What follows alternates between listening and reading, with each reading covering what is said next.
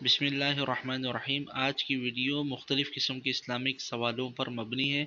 آپ دوستوں سے گزارش ہے کہ مکمل ویڈیو دیکھیے تاکہ آپ کو تمام اسلامک سوالوں کے جوابات مل سکیں۔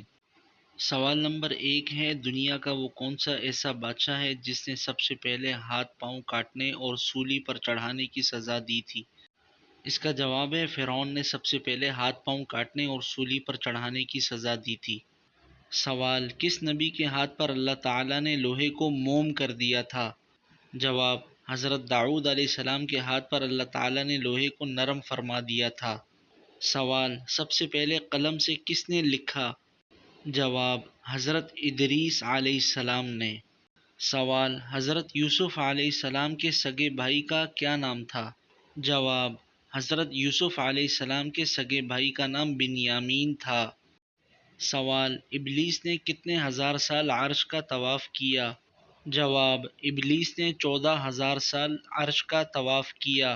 سوال، کون سے ایسے صحابی تھے جن کے اسلام لانے کے لیے نبی علیہ السلام نے اللہ سے دعا کی تھی؟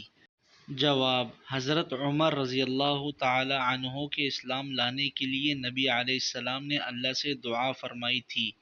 سوال، وہ کون سے اللہ کے نبی تھے جو اپنی والدہ کی گود میں بولے تھے؟ جواب، حضرت عیسیٰ علیہ السلام۔ سوال، حضرت آدم علیہ السلام کی توبہ کب قبول ہوئی؟ جواب، حضرت آدم علیہ السلام کی توبہ 20 سال بعد قبول ہوئی تھی۔